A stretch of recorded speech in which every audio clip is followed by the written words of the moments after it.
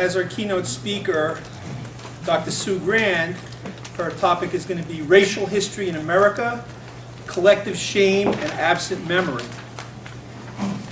Sue Grand is an instructor and supervisor at the NYU Postdoctoral Program in Psychoanalysis, associate editor of Psychoanalytic Dialogues and Psychoanalysis, Culture and Society, and a psychoanalyst in private practice. She's the author of The Reproduction of Evil, A Clinical and Cultural Perspective, and The Hero in the Mirror, From Fear to Fortitude.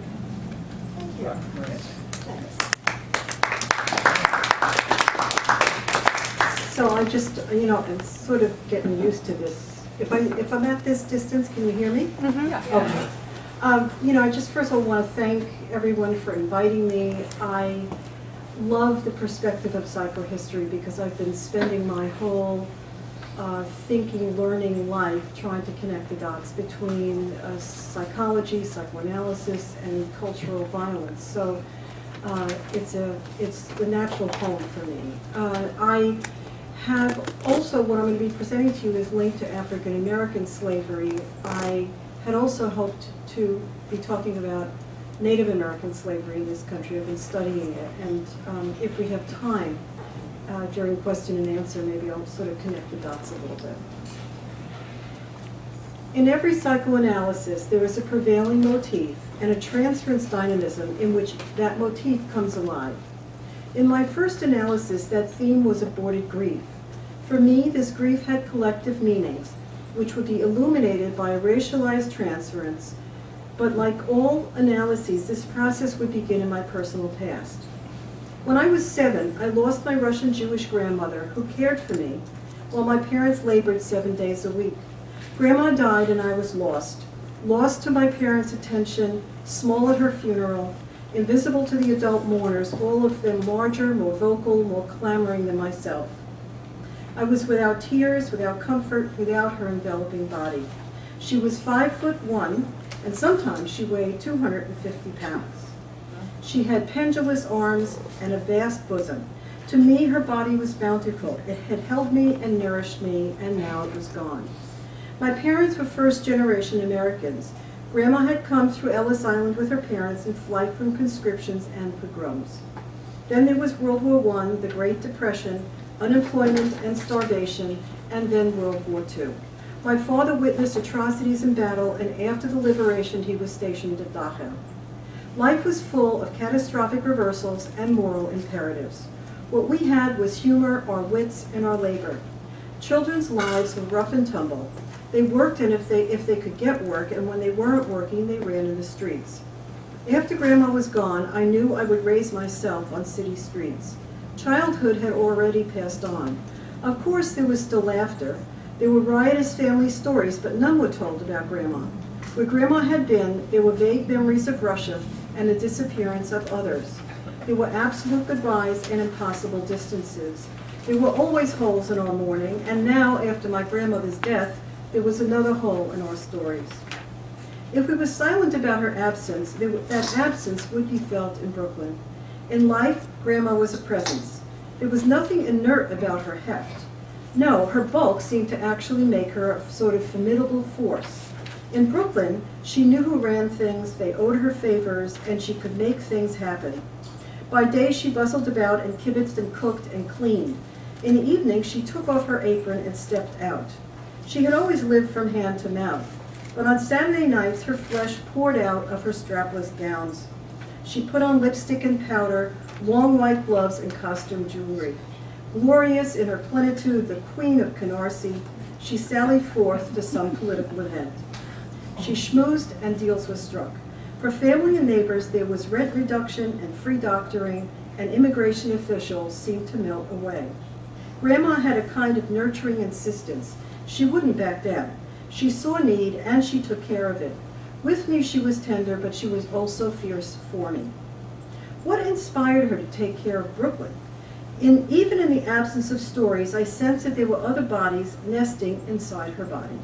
I often played with those Russian puzzle dolls, painted, rotund wooden figures that contained ever smaller replicas of themselves. Grandma was Russian, and she had the same shape. I thought those dolls must be alive inside of her. This would explain both her devotion and her bulk. But exactly who were these bodies sequestered inside Grandma? This mystery found commentary in my grandmother's hands.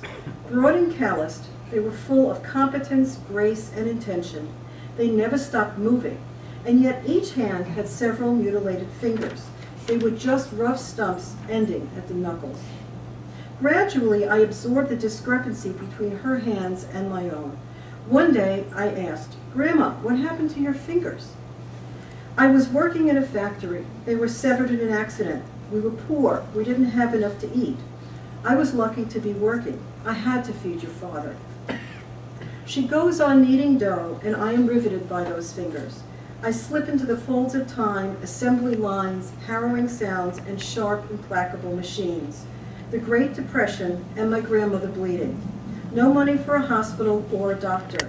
No one else to feed the family. I see her being saved by other hungry working hands. Those times become layered into present time for me. As a little girl, I see mountains of food emerging from her deft movements. Now she's feeding Brooklyn, defying poverty's implacable machine. She is corpulent, she eats in memory of her own hunger and for those who have nothing to eat. Years after my analysis, I find myself visualizing those hands. They were a miracle of post-traumatic resilience and provision. They were proud and they moved without shame or fear.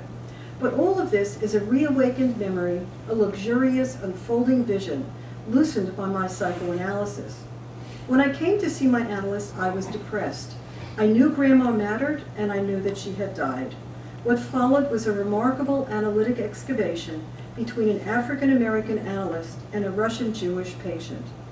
Between us, there were complex transgenerational legacies interleaved with racial and ethnic identities and inscribed on our women bodies. In an analysis between a white patient and an African-American therapist, issues about racism will surface. But in this treatment, race trouble became a direct conduit to the plantation. It was as if racism moved swiftly back in time, through the assassination of Martin Luther King Jr., Medgar Evers, Emmett Till, the Bridget Selma, lynchings, Jim Crow, Reconstruction, the Civil War, until we arrived back at the cotton fields and the slave block. I have always been vulnerable to dual vision, life here now and the long tangled history of violence.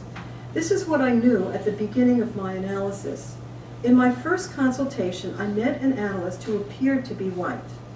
After the first few sessions, I had random encounters with two white people who knew her. Each of them told me that my analyst identified herself as an African American. One of them had known my analyst in college and described her as an African American student who was a political activist during the 60s. And I knew this. Her name didn't sound like Brooklyn, it sounded like the Deep South. So what then did I know? I knew we lived in racial categories and that I had shame and guilt for perpetuating those categories. I wanted to be colorblind, but I knew, as Cornel West puts it, that race matters, that an African American identity references an objective history of oppression. I knew that there was a gap, a tension, between her apparent whiteness and her identification as black. I knew, too, that she could pass as white, but that she had refused to pass. This is what I understood, that she had important familial and community attachments. She had a political position and solidarity with those who could not pass. What to do with this in my analysis? I knew that she thought I thought she was white. I thought she thought I was passing her. But what my analyst didn't know is that I knew without asking. Discovering her racial identification from external sources, it was as if I had plundered Pandora's box. I had forbidden extra analytic knowledge. I had the puzzle of white skin and black identity. I had questions that had no place in what was then a fairly classical analysis. This would be back in the 1970s. So it was the 1970s. My analyst and I were 10 years apart. We were both products of a radical era, anti-war protests, feminism, and the civil rights movement. But we were also embedded in a white psychoanalysis which did not inquire into trauma or the intersection of psyche and culture. She was a politically active African American who was also successful in the white world of psychoanalysis. Fomburg, Laub, and Bergman and others had begun to recognize transgenerational transmission, but this new lens was trained on the Holocaust and generally excluded slavery, with few exceptions such as Bass, Leary, Gump, and Gilda Graff, who's sitting with us today. Eventually, she and my analyst and I would trust each other enough to talk race trouble.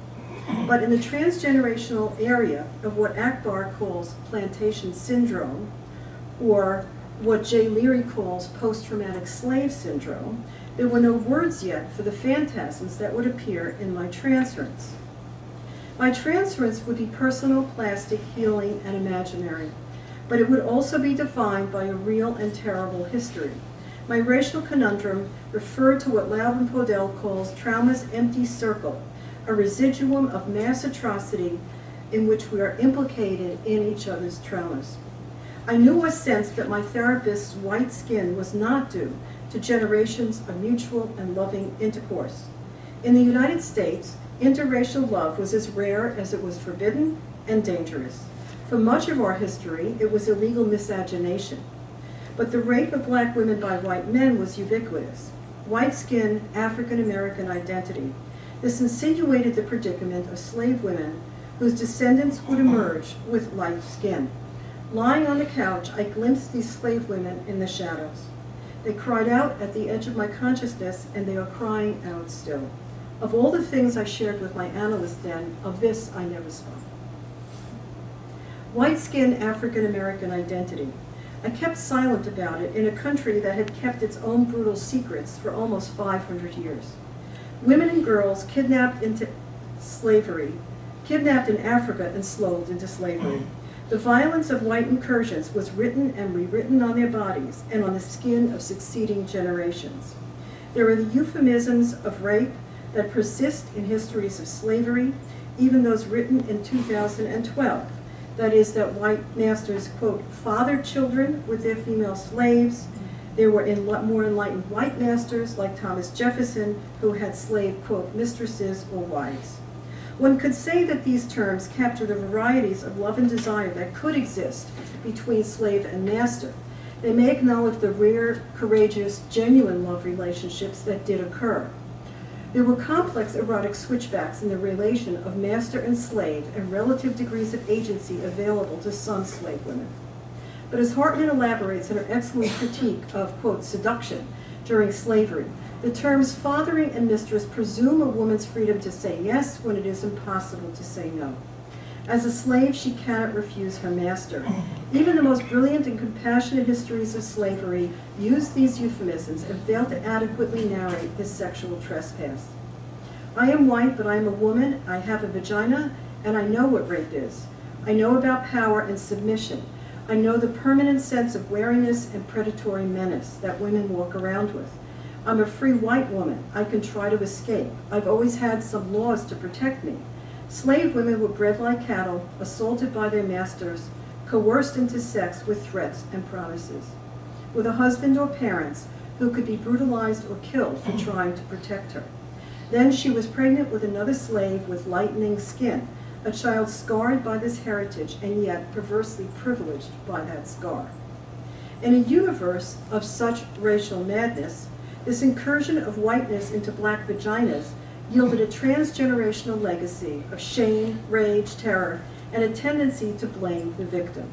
But it also yielded children who had the potential for race change. These children bore the complex stigmata of slavery. A girl's lightened skin spoke of her forebears' abjection. That skin still speaks of this abjection in contemporary America, but this historical violence has been obscured by our collective, and my terms, malignant dissociative contagion. Such was the perversity of this atrocity, that sexual violence also conferred degrees of whiteness on succeeding generations of slaves. This yielded a complex color caste system in which light-skinned blacks were considered superior to dark-skinned blacks. The master's offspring might receive easier work, better care, even some affection or education. During slavery, these children were just as likely to be denied and were often persecuted by their master's shame and fear and by the mistress's jealousy and vengeance. But these children could also be humanized by proximity, becoming the locus of white ambivalence. When the Spanish dominated the Louisiana territory, and here I'm quoting from Berlin, manumission began inside slave owners' household. Among the first to be freed were the lovers and children of the slave owners themselves.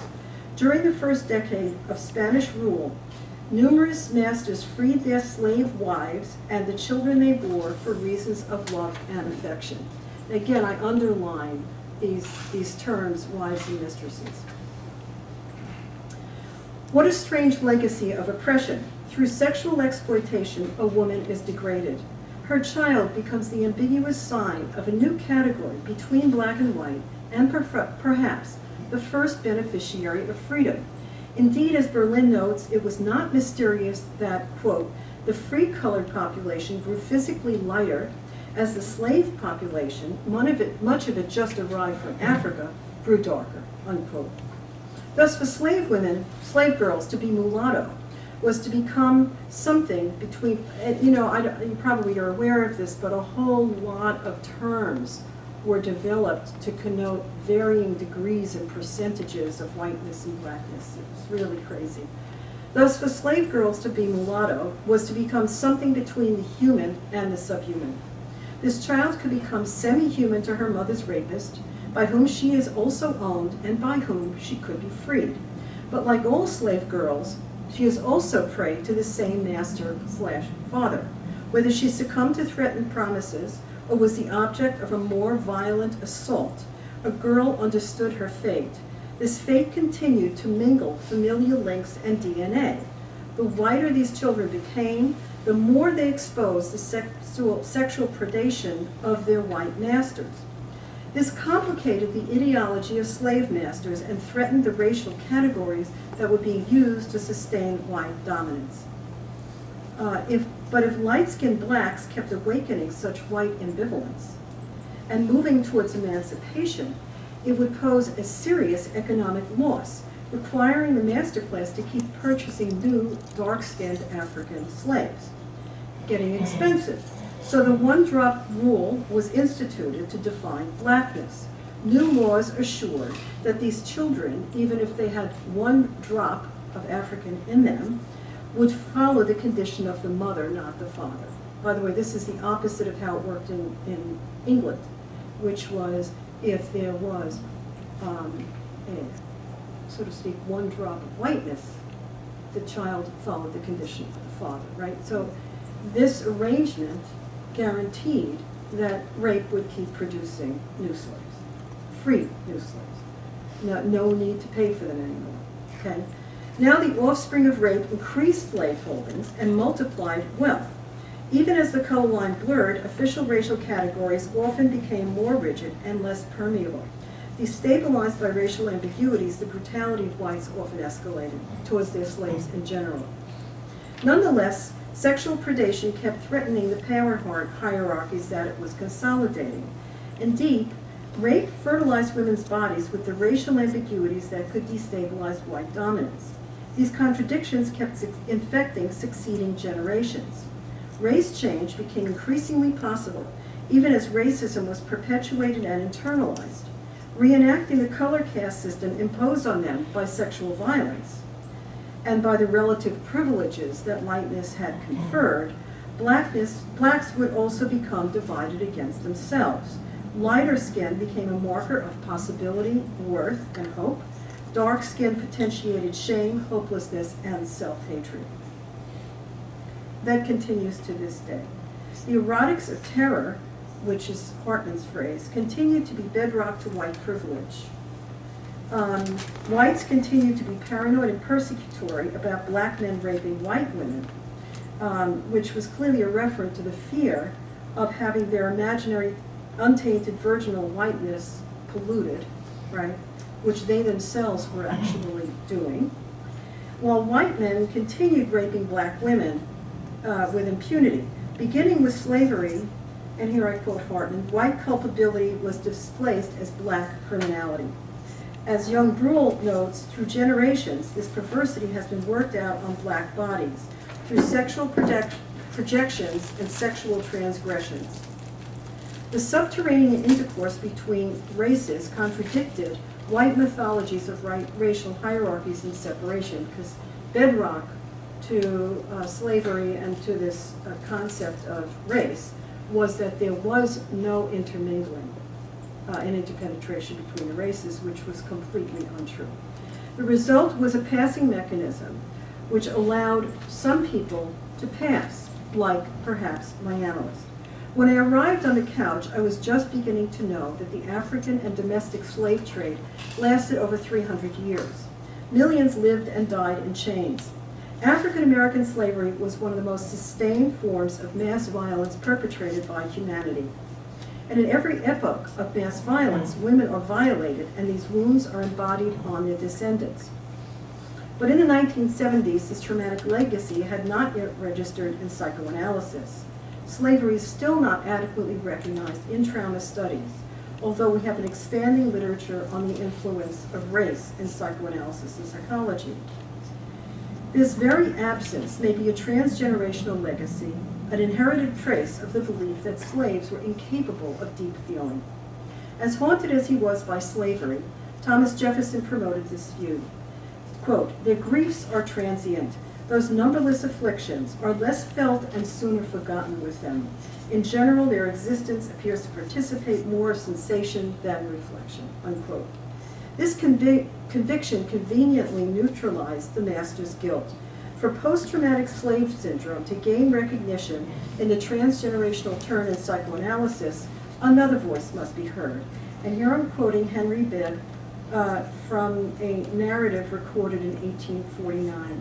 He says, "I was compelled to stand and see my wife shamefully scourged and abused by her master, and the manner in which this was done was so violently and inhumanely committed upon the person of a female that I despaired.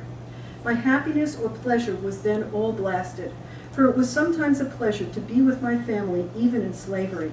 I loved them as my wife and child. But oh, when I remember that my daughter, my only child, is still there, destined to share the fate of all these calamities, it is too much to bear.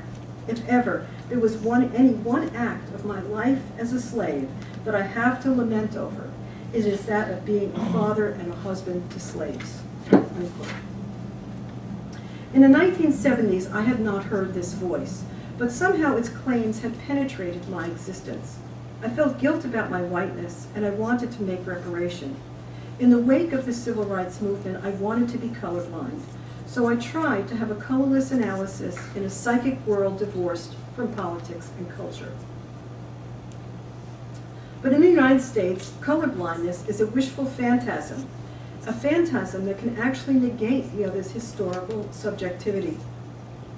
As a young progressive white woman, I had no exit from this loop, but I was also a Jew whose father had witnessed Dacha, and so my analysis would proceed in two registers. There was, so to speak, a black analysis in which history was trying to break in. There was a black analyst with whom I was white and bad. There was a white analysis configured as a pure and untainted psychic excavation. In this register, I had a white analyst with whom I could also be white and with whom I could be good. Sometimes these registers were split off and dissociated, but mostly they were interpenetrating in my transference. My analyst became two grandmothers. Sometimes these grandmothers were both in ambiguous racial categories. As Altman and Suchet speak to, the Jewish one was not always really white, and the African American one wasn't really black. Sometimes they were both messengers of history. One fled from Russian pogroms and left her relatives behind. In claiming her African American identity and refusing to pass, the other would not leave her people behind. These figures were in flux, they moved in and out of the shadows, and they morphed through time. From the beginning of my analysis, I needed a reparative bond of identification. I needed my analyst to be an intact booby from Brooklyn. I was suffering from attachment trauma. I wanted a sense of sameness with my analyst, a sameness that would make me feel both familiar and safe, not our shared female vulnerability in our sexist culture, not our legacies of persecution. In the United States, race has been the foundational marker for difference, conflict, and alienation. Skin color has always acted as a firewall between us and them. It has subverted bonding and identification. Somebody taking care of that? If my analyst was going to be like me, she would have to be white. It wasn't difficult to erase racial difference because she appeared to be white. Still, I have wondered, how did I create this Jewish grandmother transposition in a treatment infused with the unthought known of African American slavery? My analyst was young and slender and graceful, almond-eyed, olive-skinned, with long brown hair that flowed to her waist. Her posture was relaxed and erect, and she moved like a dancer. In both body and spirit, one would have said that these women were opposites. My analyst didn't have any of Grandma's noise or her heft or her moxie. My analyst was quiet and gentle and receptive, and her words were chosen with care. Her empathic attunement seemed transcendent. Grandma wouldn't know from this kind of quietude. Clearly, my analyst maintained herself on exercise and salad, not on blintzes and chicken fat. When she spoke, it was educated and articulate without a trace of my grandmother's Yiddish accent. There was absolutely no reason to think my analyst was a Brooklyn Jew. There was every reason to think she wasn't. Her first name was resonant with the Deep South.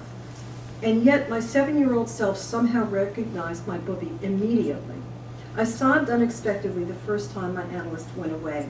Every session, I watched for the changes that would presage her disappearance. Over time, my love for my analyst became, in many ways, reciprocal, faithful, and tender. But in my normative unconscious, to use Lynn Layton's term, my mind was also infused with cultural prejudice, which disqualified her African American identity. To have an intact maternal bond, I had to have a white mother. I was a white child. How could I have a black mother? Wasn't race the ultimate sign of the not me and the not mine? On the one hand, I kept reconstructing these racist categories and excluding a black woman as a legitimate love object for a white child. But I was also living in the switchbacks of my analyst's transgenerational past. In my analyst's name, there were echoes of the plantation. Mothers in the cotton fields and on the slave blocks. They were howling, chained, beaten, reaching helplessly for their own children as they were sold away from them. There were mothers searching for their children and children searching for their mothers. There were privileged white sons and daughters of the slave masters cared for by these slave mothers who were bereft of their own children. Then these white children grew up to enslave their own nanny and her children, recycling cruelty and loss into the very heart of their nanny's attachments. For over 300 years, the protective maternal shield had been violated. If my analyst was black, I became white and bad. As a white child, how dared I ask her for enduring love? If I asked her to love me, would I be turning her into my black nanny? If I acknowledged racial difference, would I discover that her love for me was tainted with resentment and hatred? To claim her love, must I become her black child? But if I were her black daughter, I would share her fate, and I could be sold to another master, howling again as I was separated again from mother. So it was dangerous to be my analyst's black child, and it was impossible to be her white child. Our histories were thick with transgression and loss. So I passed my analyst, but I never forgot that she was African American and that she wouldn't pass herself. In the folds of this paradox, I reenacted persecutory history, but I was also trying to repair and resist this history. By knowing my analyst as an African American woman, who I could imagine as my white booby, I trespassed on her subjectivity. But in the mad thicket of race, I was also creative and insistent. I wanted an intact, inviolable maternal shield. In my black analysis, this search kept testifying to the memories of slave mothers, slave children, whose mothers fought for them with great ferocity.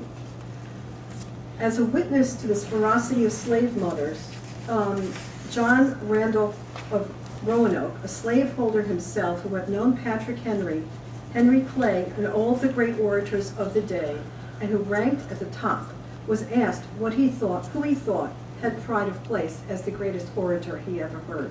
He said, The greatest orator I ever heard was a woman. She was a slave and a mother, and her rostrum was the auction block," unquote. This mother is not the dead mother of massive trauma. This was an alive mother. Her maternal capacity was fierce and unbroken. My analysts signified those slave women who risked torture to find and protect their children despite 300 years of severed attachments. And my analysts signified those who sustained strong familial and communal bonds as they crossed into freedom. Really a remarkable capacity after 300 years of violated and ruptured attachments. In my treatment, this maternal figure is a condensation of history. She is Sojourner Truth and Harriet Tubman and Septima Clark and Rosa Parks. But this mother is also a primal imago, a wish fulfillment, a fantasy of an indefatigable supermother, larger than persecution, abjection, sickness, separation, and death. She is a slave mother who cannot be vanquished by the chains or by the whip. She is also my obese Russian Jewish grandmother from Brooklyn, who would be able to live forever on chicken fat without dying of a heart attack. For African American women, this imago can repeat stereotypes. As Heim notes, it is problematic to, quote, create myths of the superheroic black woman who stoically met every obstacle, endured total debasement, only to rise above her tormentors and captors, unquote. Still, I would suggest that this phantasm lurks in the unconscious of children who have been separated from mother by violence and by death. This imago contains longing and hope. It is an exemplar of justice and human dignity. It is an archetype of what Hooke and West call the love ethic of the civil rights movement. In my analyst's steadfast empathic attunement, in her refusal to pass, I felt my analyst keeping faith with this mother. My analyst was gentle, but she had all of Grandma's strength, devotion, and moxie. If lost Russian relatives were fed inside my grandmother's body, persecuted generations were being sheltered in my analyst's racial solidarity in her refusal to pass when she could. Even as I imagined her ethnic sameness with Grandma, it was actually her racial difference that was restoring my maternal bond. The unthought note of slavery was actually resurrecting my grandmother, even as part of me negated race. It was here, between knowing and not knowing massive trauma, that I had the sense that, and here I'm quoting Hannah Siegel, when the world within us is destroyed, when it is dead and loveless, when our loved ones are in fragments and we ourselves are in helpless despair, it is then that we must recreate our world anew, reassemble the pieces, infuse life into dead fragments, and recreate life, unquote. My African American analyst and my Russian Jewish grandmother, they were so different in size and temperament and in history, but they did have an essential sameness. They had maternal dignity and clarity and force. They possessed a queenly grace and womanly assurance. They bore their wounds with resilience and their pain with compassion. They were fierce, and I knew they would fight for their children. All of this was distilled in my transference. My analyst's gentle strength was ameliorating my depression and restoring the love ethic to human connection. But for me, this love ethic was infused with doubt. I, mean, and mine, white people had befouled the very mother that I longed for. This truth mirrored a more personal moment prior to my grandmother's death. Grandma is in her congestive heart failure. She is seated ashen and still in her apartment. Grandma is never still. I can sense that she isn't well. My heart breaks for her suffering. Carefully, I approached her, my hand outstretched in tenderness. An adult voice stops me. Don't touch. Grandma isn't well. You will hurt her. I freeze. I never touch her again. And in fact, I never see her again. My love is forever conflated with Grandma's destruction. I am it, the boss man, the machine that severed her fingers, the Cossacks who murdered her relatives in Russia. And I can make no reparation because Grandma is dead. In the second year of analysis, I'm revisiting this memory. Once I tried to touch Grandma's suffering. Now I am approaching the wound of race. I know that I'm experiencing transference, but I also know that, as Holmes put it, there is also an external reality of race. The lived reality of race in Western culture is the thing that always asserts itself, unquote.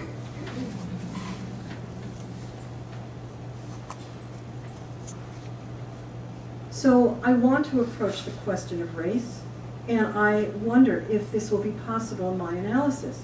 Or would I be repudiated, struck down again for my destructiveness like I was in that tragic moment with my grandmother when she's ill and dying? Would I be disliked or resented for whatever microaggressions and microtraumas I may have inflicted? There was no psychoanalytic discourse in which to speak this at the time, and it's still just emerging. How could I talk about passing and not passing and the historical significance of her white skin? How could I talk without becoming the evil other of history? Then, too, my treatment was already overflowing with one abandoned 7-year-old child in relation to one lost mother. In my family, we had emigration memories, grown women howling as they were parted forever from their Russian mothers. We had Dachau memories, millions of mothers and children separated forever by the gas. If race were to actually arrive on my analytic couch, Jewish cries would be amplified by the cries of African mothers reverberating all the way back to the Middle Passage. Such trauma is always too much to bear and too terrible to speak. I was in a paralytic predicament when life intervened. My analyst was in a high-rise building. I have to take the elevator to the 26th floor. Today in the lobby, the elevator door opens, and there inside is a black man looking very street. My heart starts to pound with terror, anticipating rape before I can arrive at my analyst's floor. At the elevator, we stare at each other. I hesitate, and I know what he's seeing. Another racist white woman projecting violence onto another innocent black man.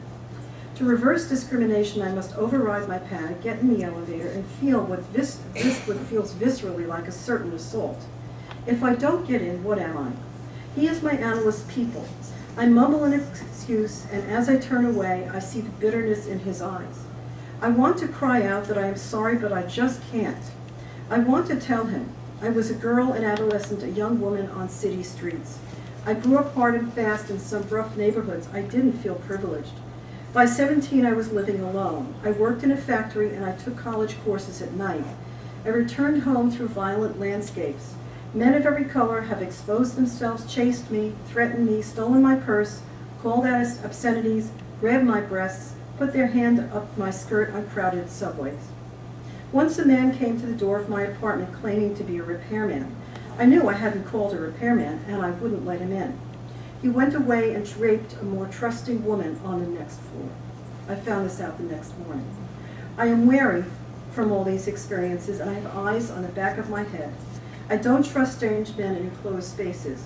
As the elevator door closes, I want to cry out to him, really, it's not just because of your skin and your hoodie. But if he was white and dressed in a suit, I probably would have taken the risk. I took the next elevator and arrived, shaken with anxiety and shame and guilt. How can I tell my analyst this? At this moment, our racial legacies seem salient. I was not expecting any sympathy or solidarity about women's rape dread from a sister who also moved through city streets. I was anticipating black rage. The man on the elevator was her brother, son, father. He represented generations of black men falsely accused, brutalized, strung up. He was one of Billie Holiday's strange fruit. I was trying to tell my analyst what just happened, and I told her I was having trouble telling him. She asked me about my discomfort. I squirmed and cringed and finally revealed what I had always known, that she was African American. I had never told her I knew. That she looked white and that she didn't pass. That she had been a political activist in college. I was sure she would be offended by my behavior at the elevator. She was quiet and the moment lasted forever. I'm thinking that this is the end of our bond. Maybe I have turned her into another dead mother. Then she said I seemed very frightened, and she asked about my fear. I said I knew it was wrong to be so terrified of this man's violence in the elevator just because he was black, but I just couldn't get on that elevator. She asked me about memories of sexual trespass and about my fears of black men. I told her. I couldn't believe what I was telling her about poverty and urban violence and racial projections and all the molestations.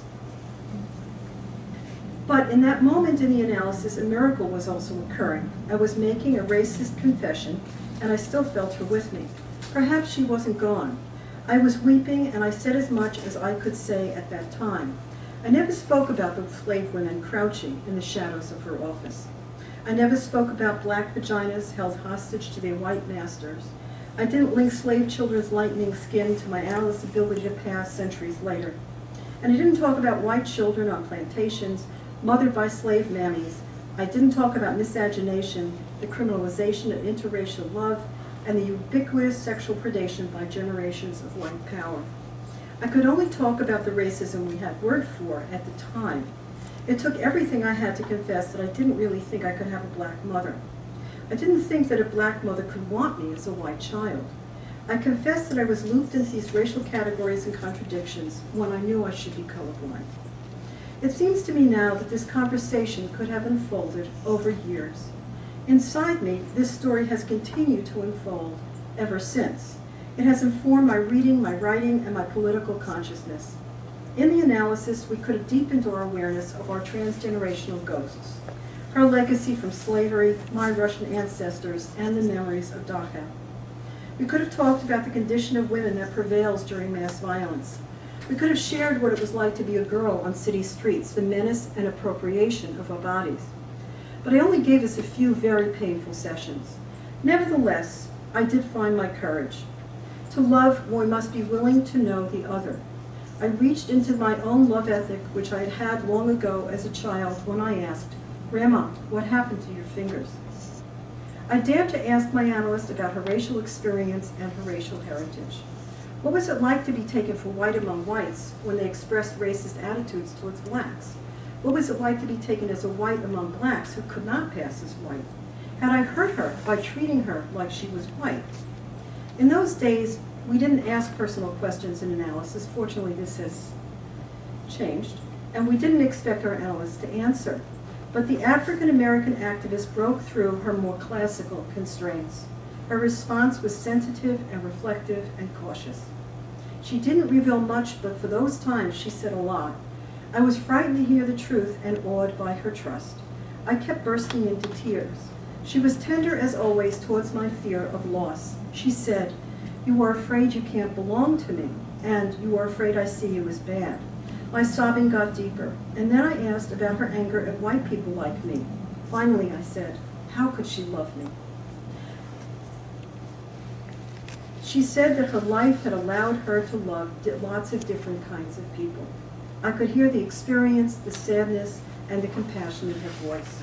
She was human, her people had been wounded, and still, she was an unbroken mother. I was flawed, I was human, but I was not the agent of her destruction. She was someone real, with whom I could finally grieve, and with whom I could make amends.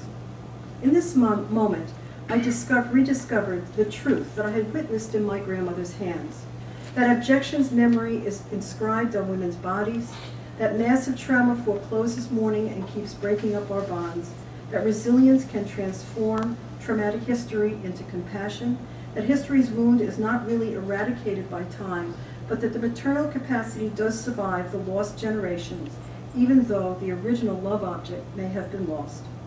And speaking of race, this truth raised other questions.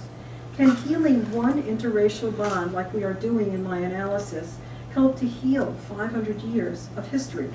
Will love ever soften my white shame and turn my guilt into a generative force? So much was spoken between us, and yet there was still so much that would remain unspoken. The ancestral howls that haunted our relationship, African, Jewish, Russian.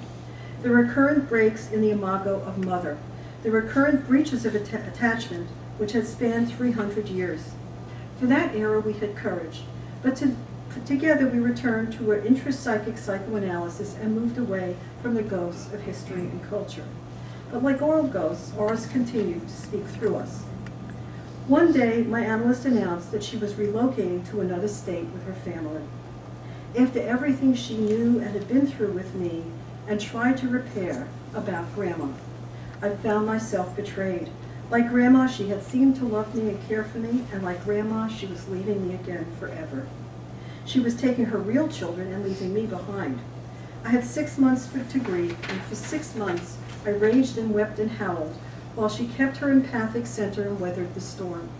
Once again, I was standing at my grandmother's funeral. This time, though, I wasn't invisible. I kicked and fought. Raging, I regained cinematic memories of Grandma. Her hands, baking, the texture of my grandmother's house dresses, the faded wallpaper in her kitchen, her old lady shoes and dentures, the hard candy with the soft fruity center that she carried in her purse, her long white gloves and costume jewelry, and her graceful Zoptic arms. There was her immaculate threadbare parlor, her bedroom simple but cascading with light. Then there was her tiny bungalow at Rockaway Beach, its ancient linoleum and its paper-thin walls, the joy of sand beneath my feet, and Grandma fanning herself on the beach.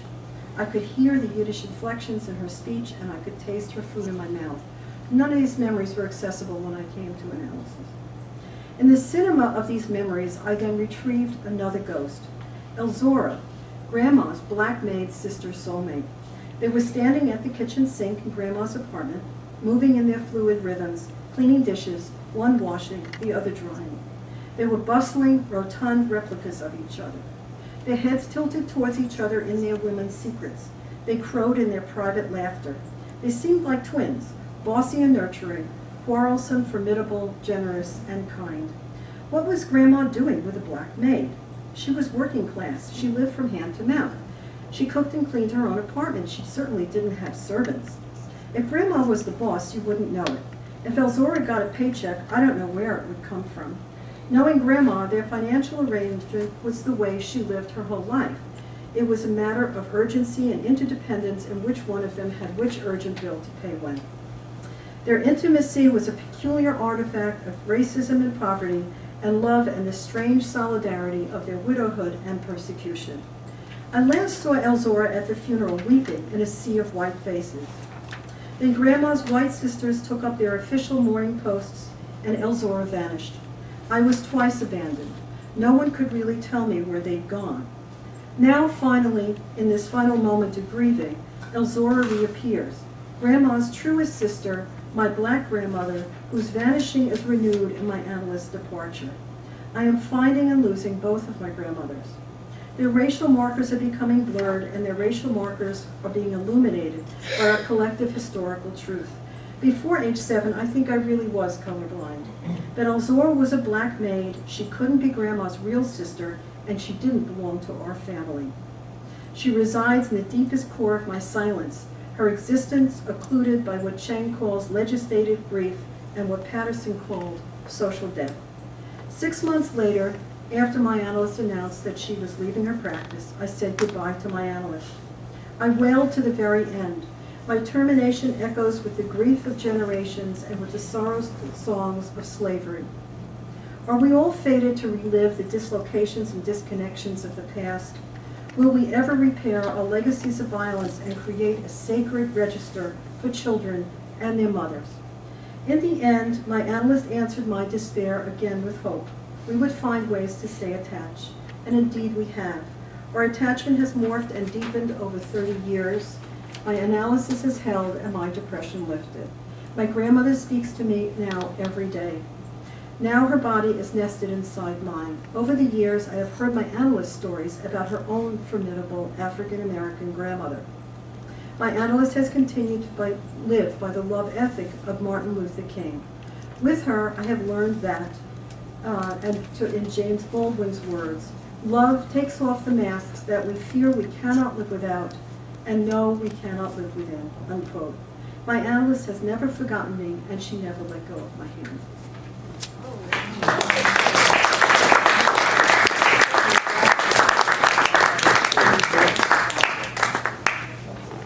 Bravo. Oh, Wonderful. Thank you. Thank you. We have some time for questions or comments. I just want to share, as an addendum, that when I wrote this paper, I see her about once a year, and we have talked over the years intermittently about race and about her family history. And when I wrote the paper, I sent it to her before I was going to give it, because I wanted to just make sure she was comfortable. And she was very moved by the paper. And so she came to New York, and we had lunch, and we were going to specifically talk about stuff about the paper and our memories, each of our memories of the analysis. And at that lunch, I asked her, and she told me a lot more about her family heritage, which was very complicated. And In fact, what I had picked up in the analysis was sort of like an uncanny sense of the truth of her history. What I also learned, which has really started me embarking on my other current question, was, well, one of the things that she told me is that her family, which moved north in the Great Migration from the south, you know, after Reconstruction failed, there was a Great Migration to the north. And that's when they lived in Brooklyn, and they were proudly middle class, and were very proud that their heritage was as free people. She said what her family never acknowledged is free from what, right? That even if you were from a family that was free generations before, the end of the Civil War, your family had still been enslaved. It was that you were freed people for longer, right? The other thing is that she had never heard about, that there were very strange, lots of secrets in her family, and many of which made, you know, when they would come out, they would make no sense at all, like why they were being kept secret. And she didn't know anything, nobody would talk about the family heritage except that they were free people. And one day, one of her, I guess, grandmothers whispered, in reference to a great-grandmother, whispered that she was a slave, and with great shame, right? So the hiddenness of this history, which is very common apparently, that the legacy of shame is profound. So it's very hard to talk about. And in fact, this was, as best as my analyst could ever reconstruct, this great-grandmother who was freed at 15.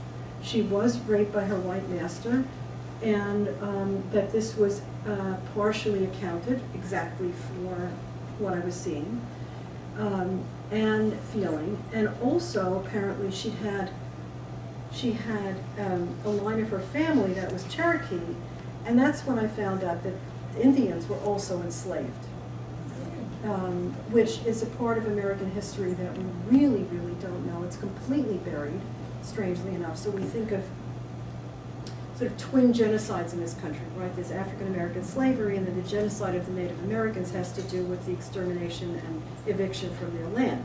What we don't know, which I've been studying about, is that there was a massive Native American slave trade. But Native Americans were active participants in it, and in a very complicated, it's a very, very complicated cultural process going on in which Native Americans were both slaves and slavers. But anyway, that sort of started me on this. Yeah. That's also true in terms of black people, that there were black slavers as well. Yes, there were. I don't think it was, I mean, from what I've read, I don't think it was as nearly as extensive and pervasive. In Africa? No, in Africa, yes. I mean, in the United States, it wasn't this. That there were freed black slaves in the United States who had slaves afterwards. They managed to accrue some land, and they had slaves, which always struck me as horrifying. But in the United States, anyway. Yes, in Africa, absolutely. Yeah. Yes. Supplement to the Indians, American Indians. About 3 months ago, I gave a Louder, Peter? Yeah, louder. About 3 months ago, I gave a presentation with a colleague of mine at a small church in rural North Carolina. And afterwards, a woman walks up to us and she said, "You know what? Your stories sound like my story." Mm-hmm.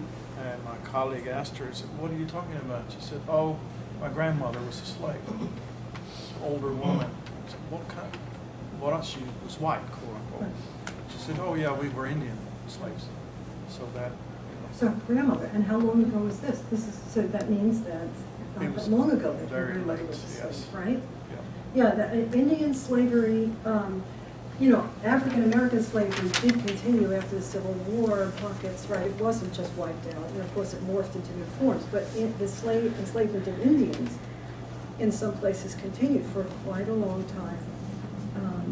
And it's not part of our national narrative at all. Yeah. Yeah, thank you so much. You spoke a lot about the transference between the two of you and the similar backgrounds. It was so interesting. I was wondering, as the relationship has evolved, Yeah. have you looked back and noticed any of the same defenses between you and her that may have covered things earlier on that you then kind of navigated around? Right. Well, it's interesting because, you know, when we talked about this, we talked about, you know, my version of the analysis and what was hers like. Well, first of all, she did not experience me as passing her. She never thought about whether I was treating her like she was white or black. That's what she said. She didn't know.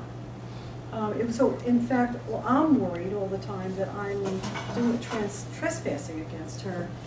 And apparently that piece was my projection.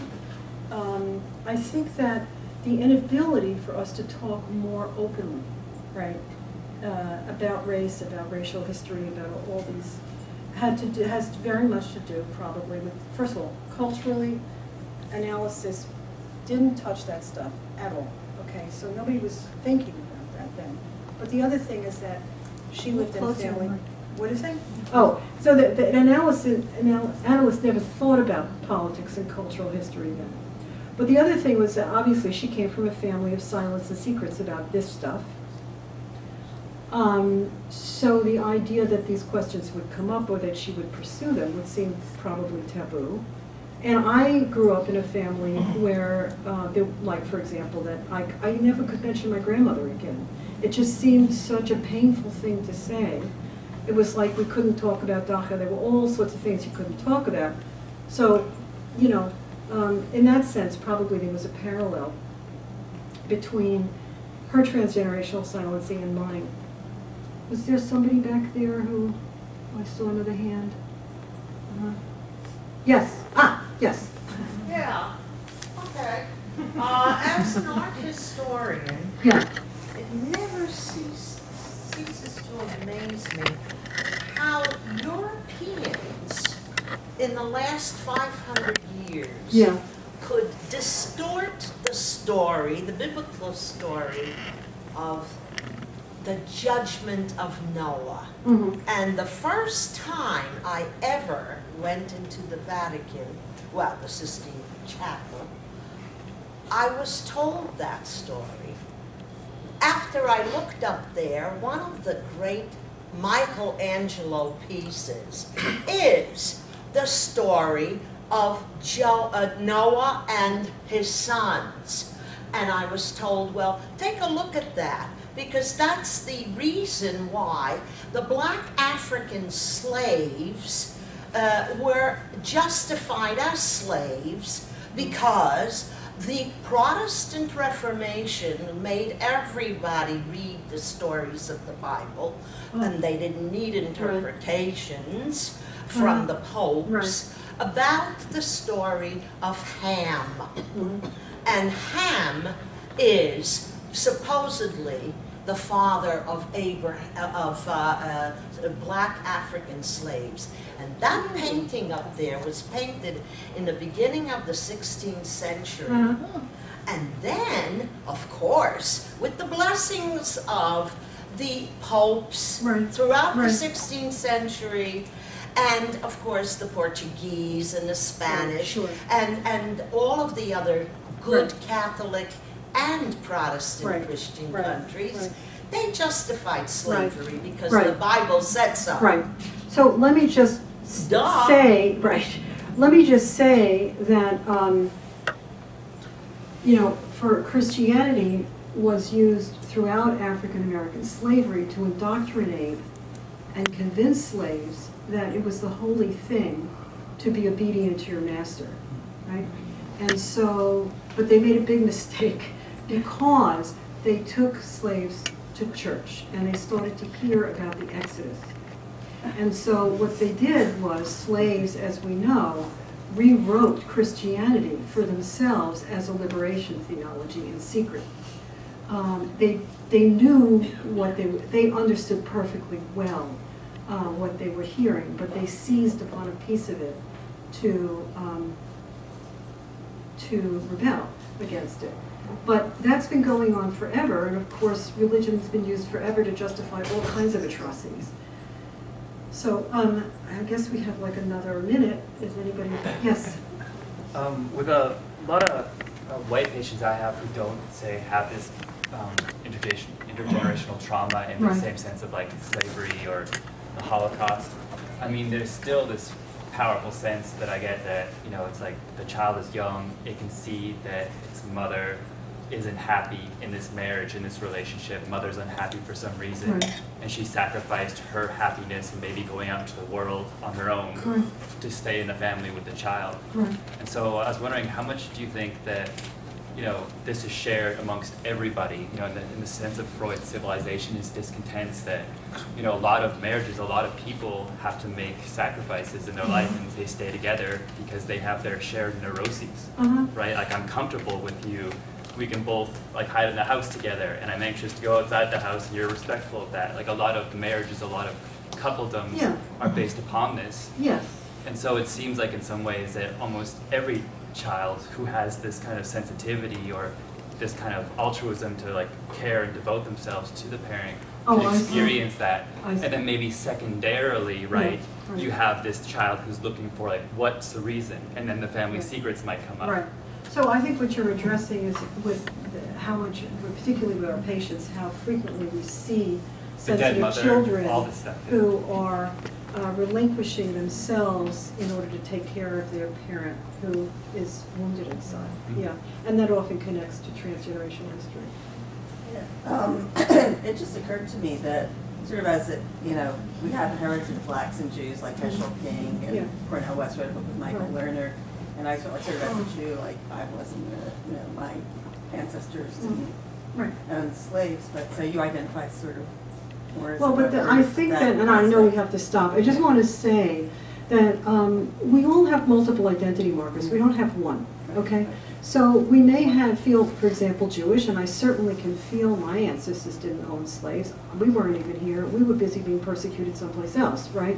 Which allows me to identify with, like, there was a huge identification with the civil rights struggle, for example. But we have multiple identity markers. We're not just one thing, and our other identity markers can be more salient at different times, and we can feel implicated, not because we were here then, but because since we're registered now by the culture as white, and we have white privilege, that we so have we white benefit privileges, from, we right? still benefit. And that certain things are going to be invisible to us that other people are suffering from because. But did that come up in your analysis that connect the? Well, the identificatory pain, right, and the resonance comes up, right? But that issue of, you know, I mean, my Jewishness and my whiteness kept being sort of in conflict. Thank you, I know that you have to stop, right? Is there one more question? Well, one We have time for comment one though. more. Okay, yes. 1 second. Okay, yes. Well, of course, I love the way that you presented this, and I really like a lot the part that you added all the colors of black Uh-huh. and Right. white and Right. whiteness. Okay. But you know, I always think of myself as I am the other if I don't open my mouth, because if I open my mouth, they know that I'm the other. Yeah. The same way that your analyst could pass as white. Right. And the implications of that I experience in my work with patients, Right. that I am not anonymous, that I pick up the phone just to answer it, and already the They would know something, transferences that's right. and Right. assumptions about who I am. Right, so you can't pass, the minute you Right. open your mouth, you can't pass. Right. Yeah. Thank you very much, great question.